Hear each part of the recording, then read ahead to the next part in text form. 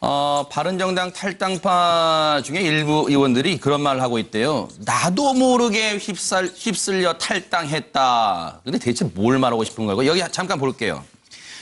나도 모르게 휩쓸려 탈당했다. 후회 막급일까요, 지금?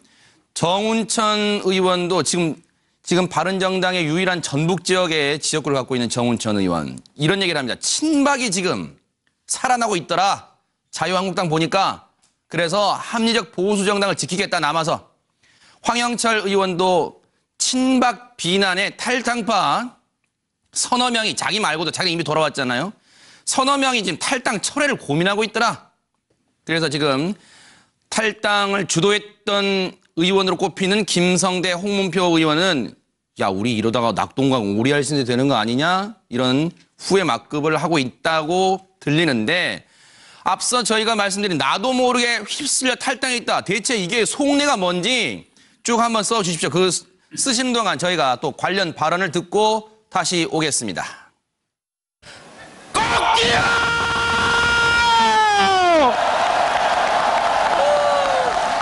장닭이 새벽을 깨우듯이 올바른 나라를 만들기 위해서 바른정당이 태어났습니다! 저 전주에서 처음 내려갔을 때 5% 지지였는데 그 된다송 때문에 그 당선이 됐잖아요. 이 된다송의 특허를 오늘부로 우리 유승민 후보님께 된다 된다 된다 된다 된다 된다 된다 된다 유승민 대통령 꼭 된다. 그분들은 우리 바른정당 창당 과정에서 또 나름대로 깊이 있는 논의들을 참 많이 해오고 한 길을 걸어왔기 때문에 참 많은 고민을 나눴던 분들인데 이분들이 또 끝까지 같이 가자고 설득하고 이러는 과정 속에서 저도 마음이 이제 흔들렸는데 탈당 선언을 하고 나니까 더더욱 갈등이 좀 커지더라고요. 네, 저 된다송 아마 처음 들으신 분도 많으실 겁니다. 자, 이 바른정당 탈당파들의 속내, 나도 모르게 휩쓸렸다. 이 속내를 분석해 주시는데 1분씩만 좀 들어볼까요? 자, 김용남 위원님부터 한번 풀어주시죠. 휩쓸려 탈당했다. 무슨 말일까요, 이게? 저는 이게 나도 모르게 휩쓸려 탈당했다는 게 지난번에 한 3개월 전에 새누리당이죠, 당시. 이제 지금 자유한국당 탈당할 때 나도 모르게 휩쓸려 그때 이제 당을 떠났다는 얘기로도 해석이 됩니다. 왜냐하면 그때 구체적인 상황을 들어보면 그때 네네. 이제 혁신 모임인가요? 이제 소위 비박계 모임을 했는데 네네네. 그때 각자 지역구에 주말에 내려가서 이제 당원들이나 누구 의견 수렴을 해서 논의를 하자 이렇게 얘기가 됐답니다. 근데 기자들이 이렇게 그 방에 들어오니까 갑자기 제 기억으로는 아마 황영철 의원이 그랬다고 하는데 오늘부로 저희는 탈당을 선언합니다. 그래갖고 옆에 앉아있던 의원들이 깜짝 놀랐다는 거예요. 그러니까 그때 얼떨결에 탈당한 분들이 많이 계시거든요. 사실은. 그래서 휩쓸려서 탈당했다는 게 이번 탈당 말고 한 3개월 전에 탈당을 얘기하는 것일 수도 있다는 생각이 듭니다. 네. 박용진 대변인은 어떻게 보셨어요? 좀 무슨 뜻일까요? 좀 설명해 주세요. 아니, 그게 3개월 전이든 엊그제 일이든 간에 그런 국회의원이 있다고 하면 그런 국회의원 공천준 정당도 웃기고요. 그 국회의원 경선했어요, 저희. 본인도 되게 웃기는 상황이 돼서 저는 초등학교 학생 수준의 이런 국회의원인 거를 얘기하는데 저는 거짓말인 게 차라리 맞다. 거짓말로 내가 정말 당황스러운 상황인데 내 결정에 대해서 정말 휩쓸려서 그럴 수밖에 없었다라고 거짓말을 하는 것이 차라리 우리 자유한국당이나 바른정당의 국회의원들의 수준을 지키는 마지막 보루죠. 지금 이 말씀대로 나도 모르게 휩쓸려서 갔다고 그러면 이게 말이 되겠습니까? 그 중요한 문제를 그냥 나 술 먹고 결정하신 것도 아닐 테고 나도 모르게 휩쓸려 탈당했다고 하면 같은 국회의원으로서도 참 난감한 말씀이셔서 별로 귀담아 듣고 싶은 생각은 없고요. 아마 거짓말일 거예요. 그 본인 여기 지금 쭉 제가 이거 한 분만 제가 이렇게 체크를 했죠. 박성중 의원이신데 쭉 보니까 박성중 의원 빼고는 다 재선 이상이에요. 아마 다 합치면 한 40선 이상의 네. 40선이 뭐야? 한 50선 정도의 선수가 있는 분들인데 그 무슨 나도 모르게 휩쓸려 탈당한 사람이 여기 누가 있어요. 제가 볼 때는 말씀도 아닌 말씀을 누군가 하셨어요. 거짓말스럽다. 네, 거짓말로 그냥 믿고 있다. 이분들이 그냥 당황해 있다. 네. 철새 정치의 운명은 그냥 그런 거다 이렇게 하고 말아야죠. 뭐. 정기남 위원장님, 그러면 휩쓸려 탈당해 있으면 누가 이 선도했던 사람 책임지라는 얘기입니까? 저 어떻게 해석해야 될까요? 그러니까 뭔가요? 이게 아무리 정치가 희화화된다고 해도 저는 좀 저런 말이 지금 나오는 것 자체로 무슨 용서받을 수 있겠습니까? 저는 천박한 난민의식을 보여주고 있다고 생각합니다. 국회의원이라고 하는 것이 결국은 자기 어떤 정치를 할 때 출발, 원칙이 있는 것이고 또 정체성이라는 게 있는 거 아니겠습니까? 근데 탈당이라는 것은 어떤 정치적 고도의 어떤 의사결정을 하는데 자기도 모르게 탈당했다? 이건 변명의 여지가 없는 말이고요. 특히나 더 보수의 몰락을 이게 보여주는 아주 상징이라고 봅니다. 보수하면 우리가 어떻게 보일 수 있습니까? 따뜻함, 또 온정, 품격, 도덕성 이런 거 아닙니까? 근데 그런 보수의 길을 저런 한마디로 어떤 보수의 몰락을 상징해주는 그런 좀 사건이라고 보는 거고요. 저는 다시 한번 이분들에게 좀 충고한다면 저런 거짓말 이전에 정치의 기본으로 돌아가라. 네. 정치의 기본으로 돌아갈 때만이 네. 다시 뭔가 토대를 만들고 네. 정치를 할 수 있을 것이다. 저는 유권자들이 분명히 네. 기억할 것이라고 분명히 확신합니다. 황 소장님, 지금 저희가 여러분들 답변 쓰신 그 판넬에도 나옵니다만 쭉 보면 오른쪽 제일 끝에 있는 장제원 의원이 유독 고개를 숙이고 있어요. 고민 많을까요, 지금도?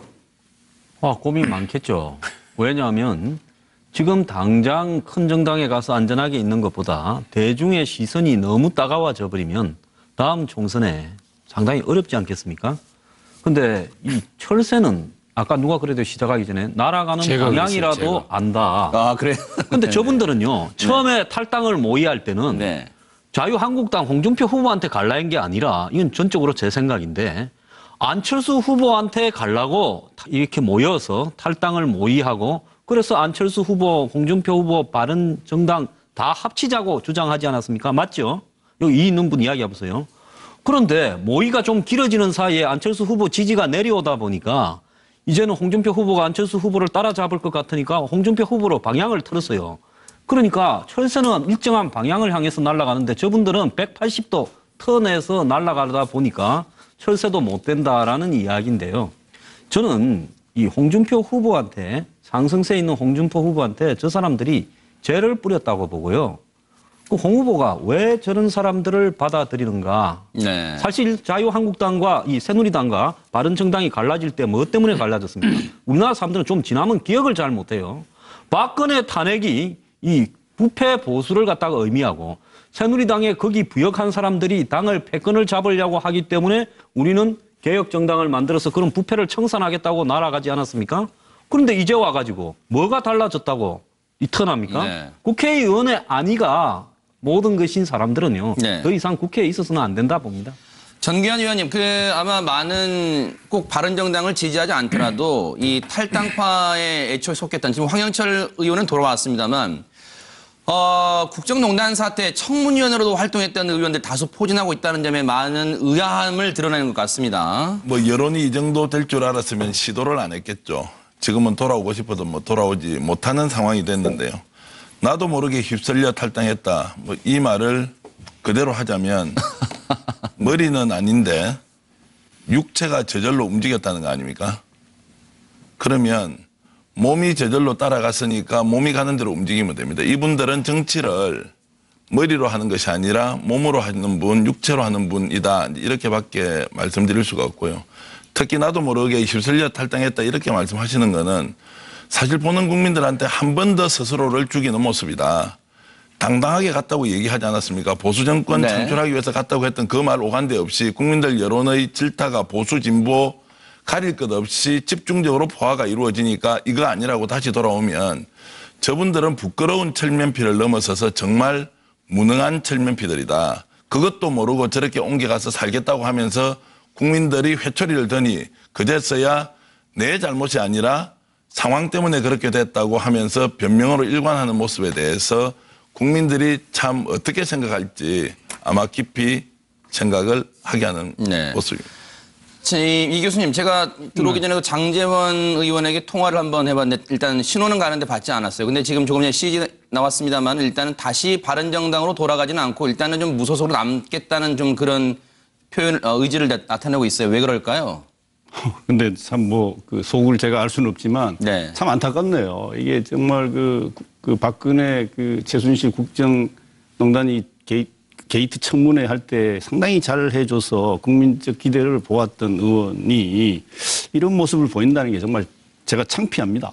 근데 뭐 나도 모르게 휩쓸려 탈당했다. 이건 뭐 역풍이 두려워서 부안해동했다. 이걸 자인하는 거고요. 사실은 저 표현 자체에 포커스를 맞추기보다는 저 속에 들어있는 얘기를 좀 우리가 생각해 보면 그 엄청난 역풍이 실제 불고 있으니까 이게 두려워서 화들짝 놀라가지고 가던 길을 멈추고 되돌아온 케이스가 아닌가. 네. 뭐 탈당한 지 100일도 안 돼서 새누리당 나와서 바른당 만들었다가 또 자유당으로 다시 돌아가려고 했다가 다시 바른당으로 오는 100일도 안 됐습니다. 어떻게 이런 갈짓자 행보를 계속하고 있는지에 네. 대해서 아마 국민들이 잘 기억을 하고 네. 계시다가 이런 정치는 아마 용서를 쉽게 안 할 겁니다. 네. 또 잊어버릴 거라고 생각하면 오판이고요. 네. 오히려 아마 석고대죄하는 심정과 석고대죄를 실제로 해야 네. 될지도 모르겠습니다. 국민들한테. 예. 자, 그럼 여기서요.